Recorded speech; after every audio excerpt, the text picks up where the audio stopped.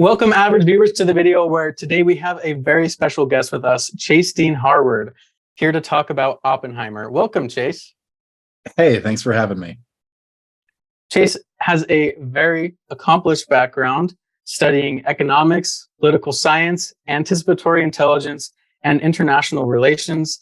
He'll be taking on a position with a nuclear think tank on nuclear issues coming up in a couple weeks. So we're very happy to have him on. He's going to talk to us a little bit about Oppenheimer, give us some unique perspectives that maybe us average viewers don't have into the current nuclear landscape.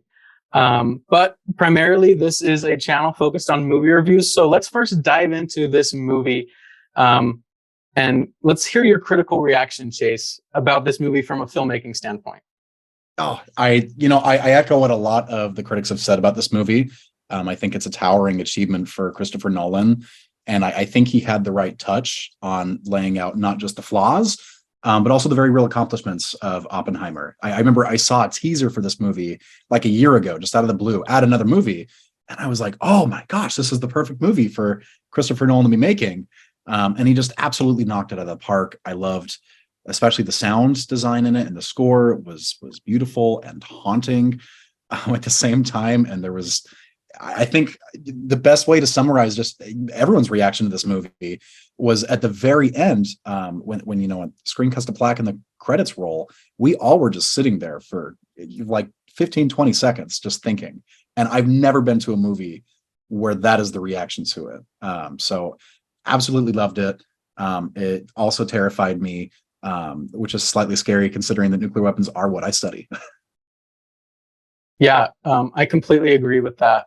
At this point in the video, I'm just going to go ahead and say this is a spoiler talk video. We want to speak freely about our thoughts on the movie. So if you haven't seen Oppenheimer yet and you didn't know that the atomic bomb went off, go ahead and see Oppenheimer and come back later. I completely agree. From a critical standpoint, this movie is a masterpiece.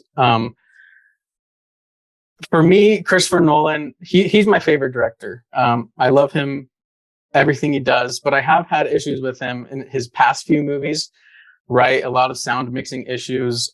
Sometimes his characters are cold. Particularly his female characters are underdeveloped. And sometimes the whole time switchy stuff can get in the way of the story.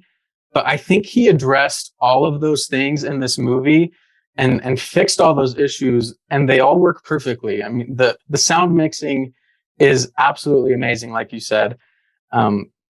His characters feel really human and really flawed, and we see some really great, powerful moments from the women in this film. Granted, it was a time period where they were, and still are, marginalized. And so they don't have standout roles, maybe. But I think he did a really good job trying to touch on all those criticisms that he's had as a filmmaker lately. In terms of a biopic, this movie is amazing. I mean, you think about other biopics like Bohemian Rhapsody, really great, but it doesn't give us an insight maybe into the mind of the person that it's talking about. Whereas I felt like I was inside Oppenheimer's skull in agony with him on these issues that he has to grapple with.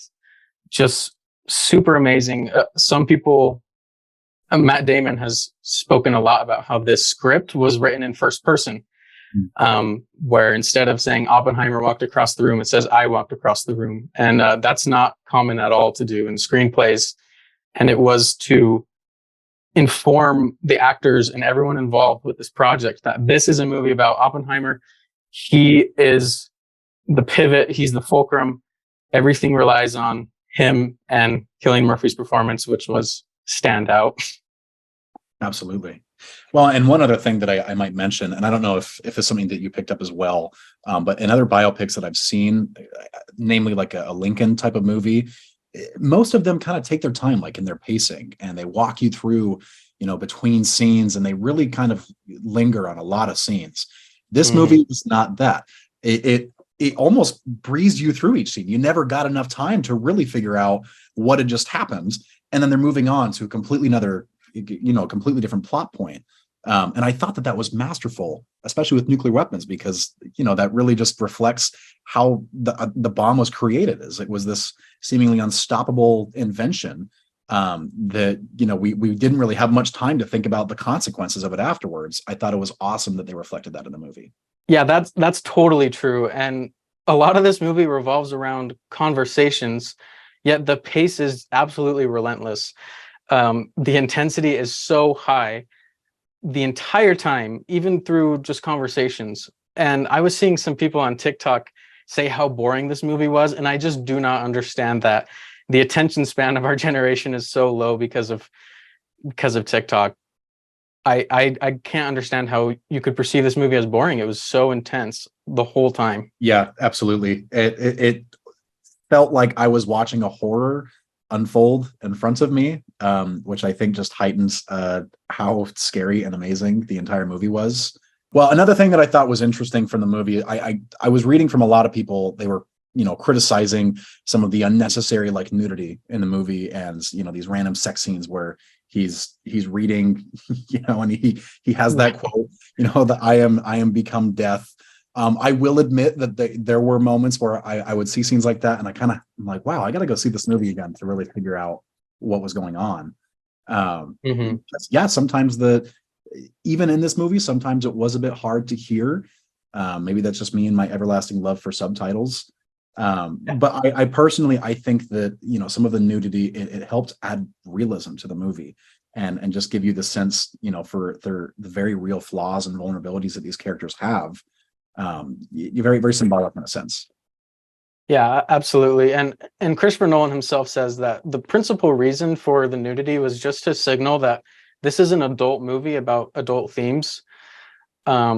He wanted to go for that R rating just to signal to the audience that, hey, this is a serious movie, which I appreciate. And so, yeah, I think there are several mechanisms for nudity in film, and I didn't consider this one tasteless at all.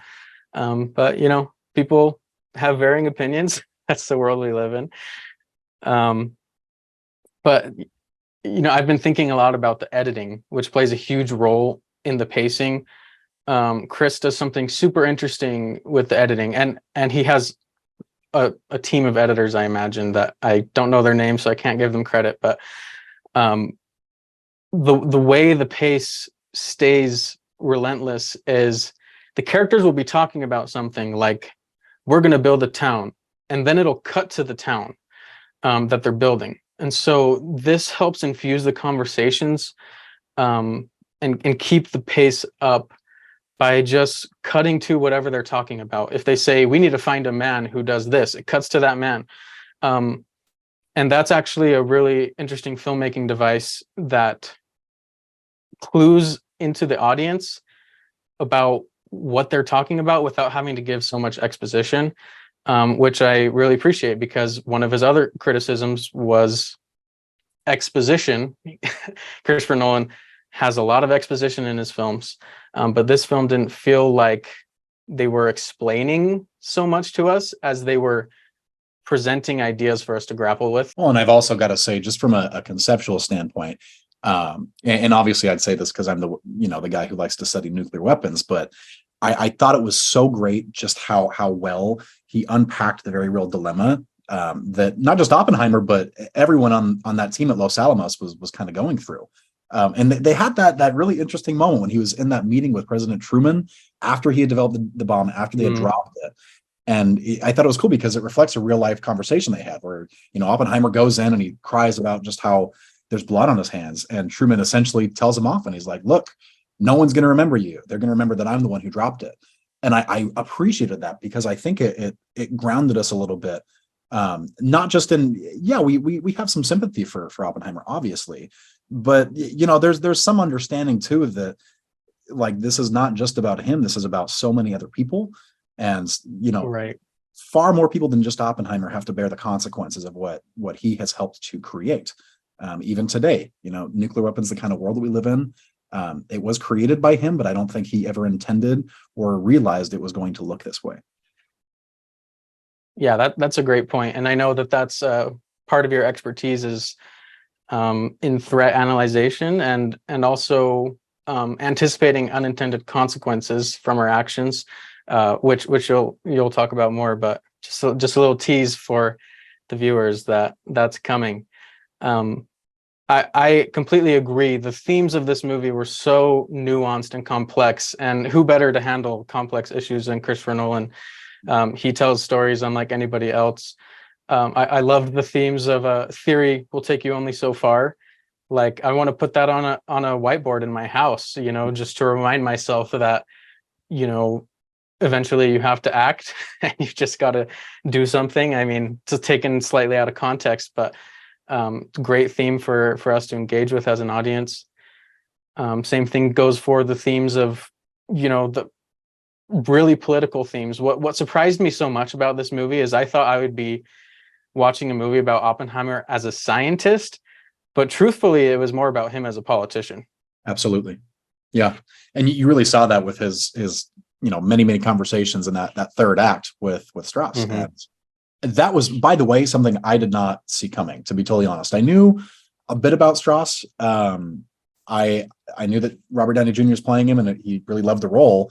But I wasn't quite sure how deeply they were going to dive into that relationship. And that ended up being the entire third act of the movie. And I don't know if you felt this, but there was a couple moments where I was sitting there kind of wondering, like, okay, these are interesting conversations, but how are they going to tie this back? And then you get to that end portion where, he loses out on everything that he had been looking for. And they just, there's that standout conversation that Oppenheimer has with Einstein.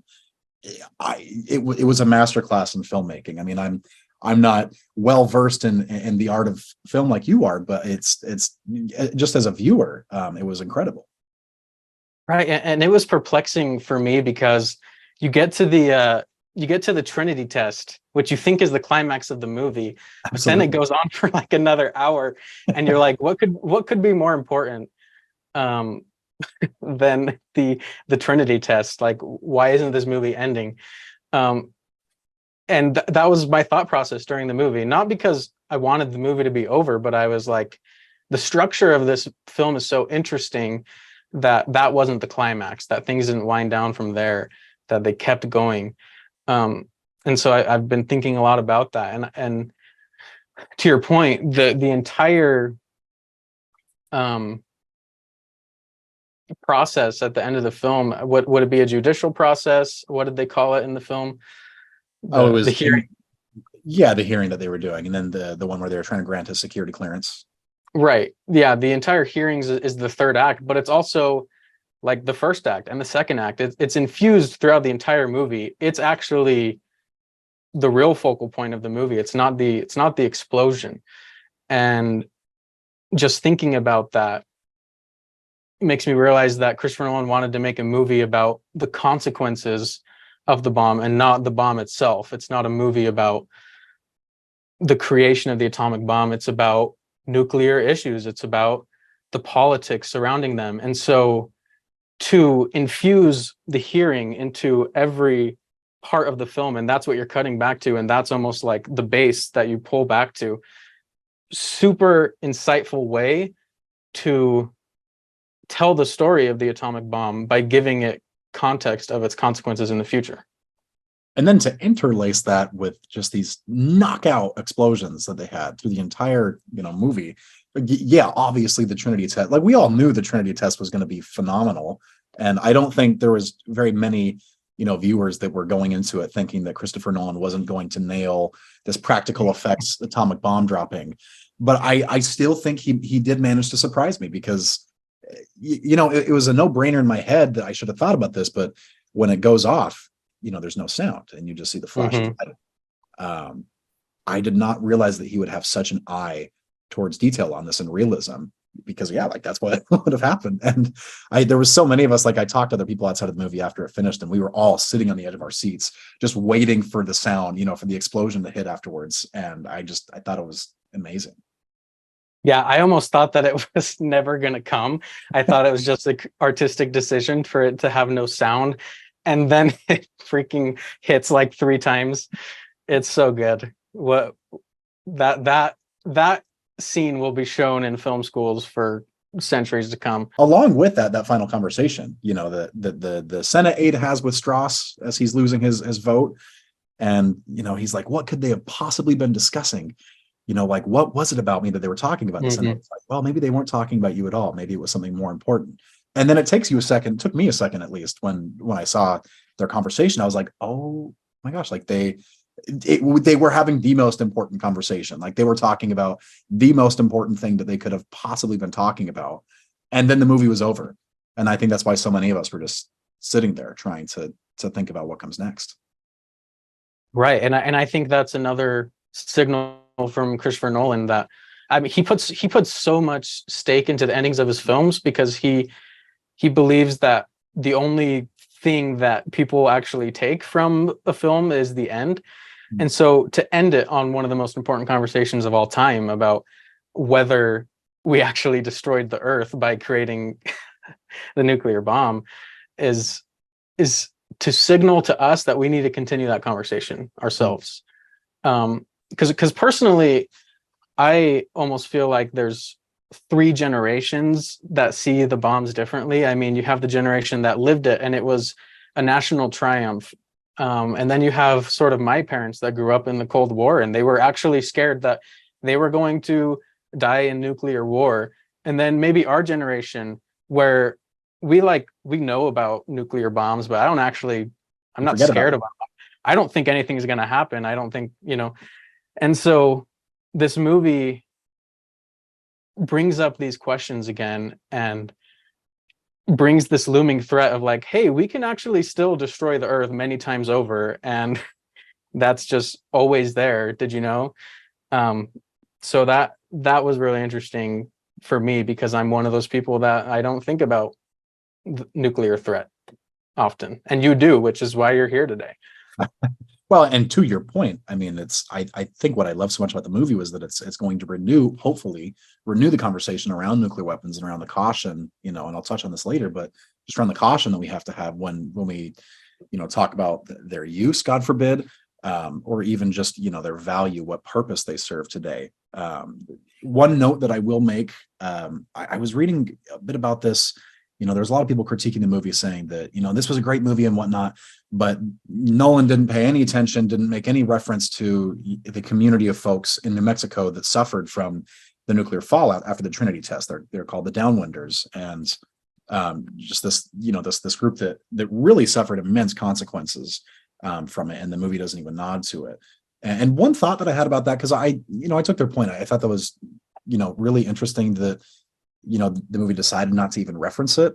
But I almost feel like it would have required an entirely separate movie with a different tone if they wanted to address that in the right way. Like either they can address Oppenheimer and the legacy that he leaves, or the bomb and the legacy that it left on those communities. Because if you're going to do a biopic on that, I mean, it's going to be, I feel like that'd be hours long with Right. all different folks that have suffered from the variety of nuclear tests that not just the United States has done over the years, but, tons of different countries. Yeah. And you can't show everything. And that's why he really tried to hammer home themes. I mean, he touched on themes of the consequences of nuclear fallout. I mean, we literally saw in Oppenheimer's mind visions of the destructive power that the bomb would have on people and societies. I mean, he steps foot in a burned corpse. He grapples with being the destroyer of worlds. He makes it his entire mission post Trinity Test to oppose nuclear weapons, and really be the voice, be the figure, be the man to talk about nuclear weapons. And one interesting thing that this movie did do that I wasn't aware of is it shows us that New Mexico was actually a really personal place to Oppenheimer.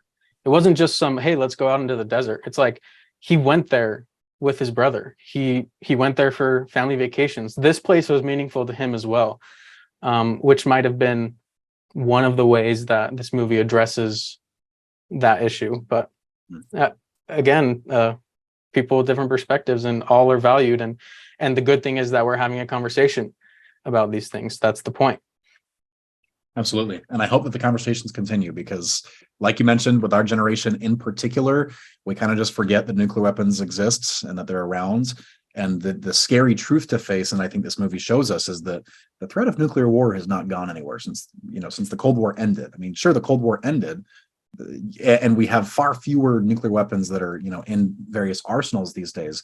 It's like you mentioned, it's still enough to destroy the world, which means that it still merits a conversation about how we ought to use them and how we ought to see their purpose. Exactly. So we could gush about this movie for hours, and maybe there's a place and time and place to do that later. But I want to start getting into your unique insight to this film based on your research, your nuclear research, your threat analyzation. Before that, can you tell us, average folk, what is anticipatory intelligence? Yeah, it's fairly new. It's something that I'll give credit where credit's due. Is it's been developed at Utah State University, where I went to college. In 2018, the Center for Anticipatory Intelligence was created, and that's what I studied at. We defined it as basically it was an aggressively multi-domain approach to anticipating threats and opportunities. So the goal with anticipatory intelligence is not just to reduce uncertainty, but to also design resilience into an organization's sort of objectives and plans. So that organization could be like a private company, it could be a nonprofit, it could be the US government. But the point is having an eye, pointed towards unintended consequences that might come out of some kind of emerging phenomena. What are we not seeing right now from this event? What second and third order implications are going to emerge from it that we're not thinking about right now? And that's also why it pulls from not just political scientists and economists like myself, but we had engineers in the program, we had biologists, we had a theater major in the program who made some very useful insights all the time. Yeah, that's awesome. That sounds like a really helpful emerging field. You mentioned that this can be useful in government, which you're doing political science as well. So how do those two fields relate, political science and anticipatory intelligence? Well, I mean, most of the people, I will say, in the anticipatory intelligence program, they had some bearing on political science, and that's because this is widely deployed. When you're looking at threats to national security, and that's why it fits so well into the frame of this movie. I mean, I think it's perfectly fit into the context of the movie, because there's actually this quote from Christopher Nolan about the movie where he says that this is a film about consequences, unintended consequences particularly. And I think the whole reason for anticipatory intelligence being a field of study, it was really from these massive and earth-shattering moments like the creation of the atomic bomb. And you're not going to figure out the unanticipated consequences from just a bunch of political science majors sitting in a room, because there's one very particular set of skills that we have. It's interesting. We had a professor, he once shared this anecdote with us about how the FBI, it was actually created because of one of these unintended consequences. It started after Henry Ford started producing cars. And at the time, it was this amazing new invention that revolutionized travel. Well, it also revolutionized the criminal's ability to cross interstate lines out of jurisdiction of state police. So they had to create this national law enforcement agency that could fill that gap. So it's not like Henry Ford really had his eye on boosting criminal success when he did it, but it's an inherent consequence of his invention. And I think that's very much echoed in Oppenheimer. There's all these implications afterwards that he didn't really consider, and that's okay. That's what you deploy anticipatory intelligence for, is to try and forecast these types of events. Okay, so what it sounds like is a lot of policy that we've had in the past is it's always reactionary. We're always behind. Something happens and then we react with policy. But anticipatory intelligence is, hey, let's look at what's happening now. Let's forecast. Let's try to enact policy, maybe in terms of what you're doing, inform policymakers about certain unintended consequences about what's happening. Is that correct? Yeah, that's very spot on. It's a proactive, I'd say, approach to policy analysis, just any kind of analysis for your organization or for the federal government, anywhere across some organization. Okay, so then in relation to nuclear issues, what is the anticipatory intelligence, the threat analyzation? What does it currently look like in our current global nuclear landscape? It's a big loaded question, but what do we need to know about the current global nuclear landscape from a 30,000-foot view? Sure. Well, it's a different one from the one that we faced in the Cold War, and that's why whenever I have conversations with somebody and they talk about how, with Russia and China now, we're reliving this Cold War type of thing. There's a lot of security policymakers that actually try and shoot people away from that mentality, because it's a completely different situation. Not only are we dealing with not one but two near peer adversaries, Russia and China, but we also have cyber warfare at our disposal. We also have very large private companies that sometimes wield more power than entire countries do themselves. And so when you're looking at, these questions of like the arms races that they had during the Cold War, and, the United States had this idea in the beginning, it was what Eisenhower did, where he made Russia so terrified of what the United States might do regarding its nuclear arsenal that Russia would never try anything. We live in a world today where there are so many new players, engaging in behavior, and there's so many other issues like artificial intelligence, so many new emerging phenomena around the world, that we really have to kind of question a lot of the Cold War era theories that we have for how we use our nuclear arsenal. Because the unfortunate reality is, not only are our nuclear weapons outdated, most of them are created during the Cold War and have not really been modernized since then. But a lot of our thinking for how we avoid a nuclear war was also coined during the Cold War. So these types of theories are ones that we have to constantly evaluate and make sure that we're questioning, because I think it was in our 2018 national security strategy, the United States laid out how, well, if there was a cyber attack that was bad enough, we might respond with a nuclear attack, which completely changes the game. And things like that are very intentional. And what I think people need to understand the most is that with nuclear weapons, with trying to assure peace, this whole game is about communication and sending signals to your adversaries and your allies. And unfortunately, sometimes the signal that you send to your adversary or an ally is not the signal that's received. Sometimes we might try and convince Russia that we're doing, like when we tried to make a ballistic missile defense system during the Cold War. We did that because we were worried they were going to attack us. They thought that we were doing that because we were about to attack them, and we were prepared for retaliation. So it's why I get so nervous today about nuclear weapons and how we haven't really done much thinking to update those theories. But it's why movies like this are great, so we can have a renewed conversation and hopefully additional research. Yeah. You mentioned nuclear theories being outdated. Do you know of any current nuclear theories that are in practice right now?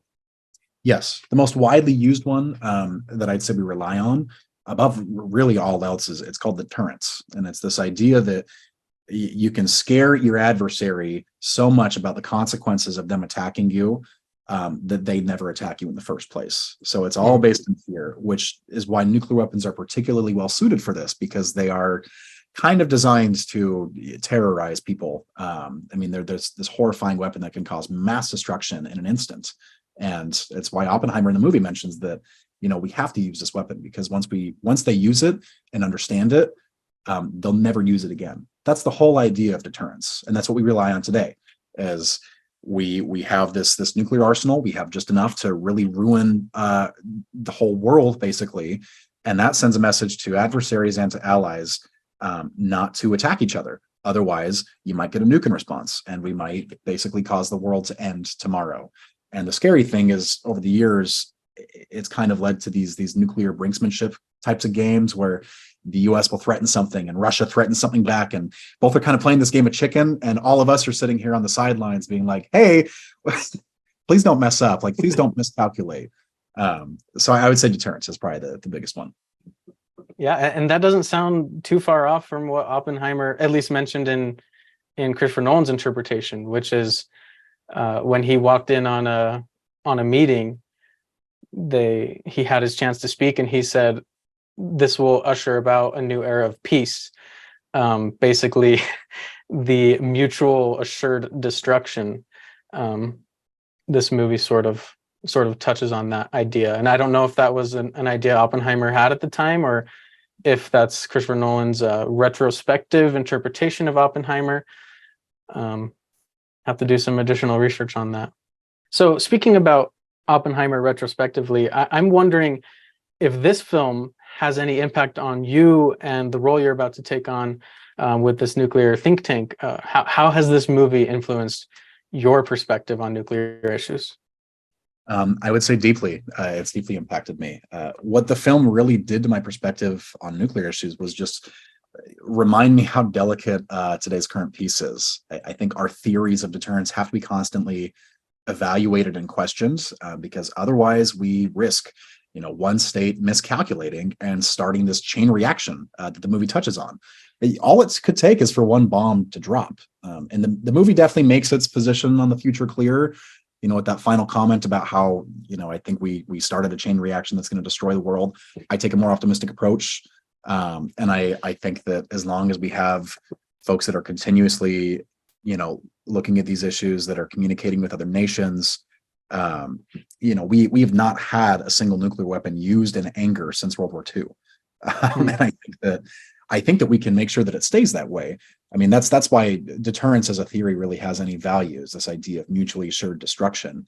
But what it's also done from my perspective is just remind me that like folks are going to be talking about this in the future. And I'm hoping that, it drives new talent to the nuclear field, because like I mentioned before, in the field of anticipatory intelligence, it doesn't benefit from having, just one, particular type of view on it. A lot of the nuclear enterprise today is made up of nuclear scientists, of engineers, and engineers have their own unique, wonderful way of thinking, which is different from other people. And it's great when you get a lot of those folks in one room, because they might come away, with new revelations about, how we can use nuclear weapons to continue to ensure peace, just as Oppenheimer was hoping that they would be, at least after he developed the bomb.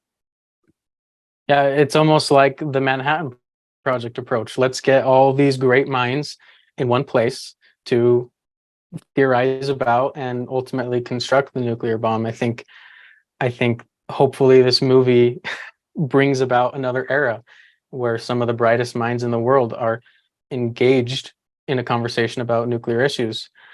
Absolutely. One theory that I'm aware of is denuclearization. My question with that is that a viable approach unless every single country decides to adopt it unanimously? Well, it's certainly not, an argument without its merits. Obama really leaned into this when he was president, and he wanted to create a world that was free of nuclear weapons. I think that it's a very noble goal. The flaw that I see with it is, they kind of mentioned this in the movie, is you can't put the genie back in the bottle. You can't just nuclear weapons. You can't just overnight, or even over years and decades, completely terminate all of the nuclear knowledge that the world has. So let's say that all countries tomorrow, they destroy their nukes or whatever, and they give them all up, and they fire the scientists, and I don't know, we forget about the scientists, right? For the rest of time and ever, since we know nuclear weapons they exist and they can be created, every country in the world will be terrified and always looking out to make sure that another country doesn't start creating them. So we become much more paranoid. But the other problem that I see with denuclearization is exactly what I was mentioning before, about how, nuclear weapons are probably a big component as to why we haven't had a major, world war since World War II, is that there is this threat of nuclear war looming above us. And if you just do away with that, you might see a lot of other countries, including our own, start to rethink, launching conventional wars over some of our bigger adversaries. I mean, what's always been stopping Russia and the United States from invading each other? It's kind of been the idea that if you attack, you might get a nuke lobbed at you. So denuclearization, I think, like I said, I wish nuclear weapons had never been created. I think that they're a horrifying tool and weapon, but we have to live with the world that we live in, not the world that we want. And so unfortunately, the one that we live in today is one where nuclear weapons exist, and we kind of have to cope with the consequences of that. Yeah, that's an excellent way of putting it. I mean, Oppenheimer himself wishes that the nuclear bomb was never created.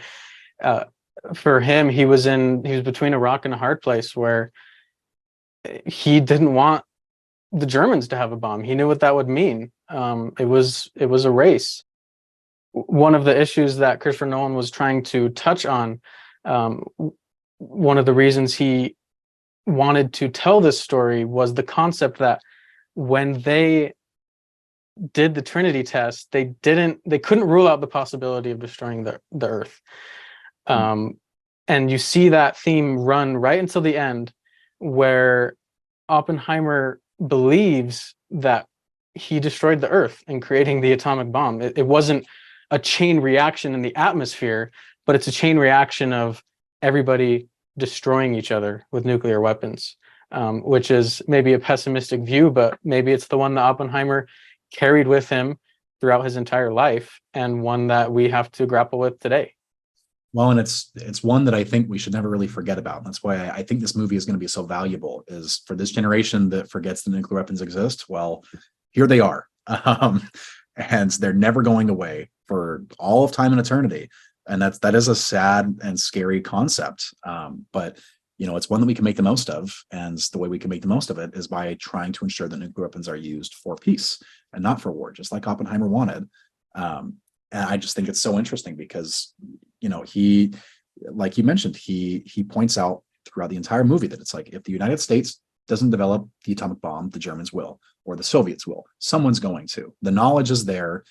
He was really just, he was a man of the time, I think, if anything. And I think he understood this as well, as if Oppenheimer didn't make it, someone else was going to be the father of the atomic bomb. And that's why I can't say that, he was a deeply flawed man, but I think in this one regard, I wouldn't be like he's the one to blame for this world of nuclear weapons. If Oppenheimer hadn't made it, someone else was going to.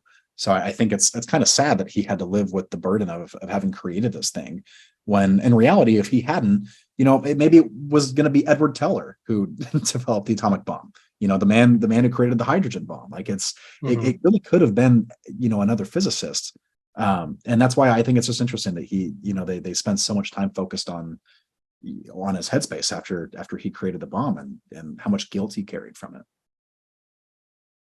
Yeah, and I'm wondering what the purpose of including the Apple scene was in the movie, right? This idea that Oppenheimer almost snapped and that he was going to take the life of someone. I mean, does that theme run through to the end? It's super interesting, and maybe there's another video we can do about that insight into Oppenheimer's mind. Is he deranged? I mean, certainly some people might say so. American Prometheus, the book, dives into his mental state, maybe even more than the movie, and basically calls him a disturbed individual, which, I mean, how could you not be after being responsible for the creation of nuclear weapons? But again, that's why I love the movie so much, is it presents us with all the questions and none of the answers, really. It's not preachy, it's not in our face. It trusts us to engage in these conversations without spelling it out for us. And the whole cast and crew are calling this movie a story, like one of the most important stories ever told. And I think that the movie is a thesis for why. The whole movie is trying to justify it as being one of the most important stories ever told. And we can't just throw that away, or let it be overshadowed by the next trend. We really need to embrace that and continue having these nuclear discussions. Well, and that's wonderful. And just to add on to your comment about how it gives all the questions and none of the answers, with everything I've said, I mean, it's largely the same. I mean, nuclear theory today, it gives us a lot of questions, but no definitive answers. Everything that I mentioned, they're all theories. And that's what scares me so much, and why I say that this is something that has to be evaluated constantly. Is, sure, we have this idea of deterrence. We know that it's strong because we haven't had war in decades, like major war. But all it takes is one miscalculation, is one misstep. So by all means, I'm not discounting the idea of denuclearization or anything like that. It's why we got to have these conversations about these topics, is to make sure that we're bringing out all the insight that we could. Yeah, and that's a great way to end it. Thanks, Chase, for coming on and talking with us, average viewers, today. Hopefully, we've increased in some insight, and hopefully we can have you back on the channel again someday. Thanks to the viewers for tuning in and making it to the end of the video. Make sure to subscribe, hit that like button, and leave in the comments below any other questions you have. We'll be trying to engage in this discussion and replying to you. And as always, Mom, thanks for watching. The rest of you, stay average.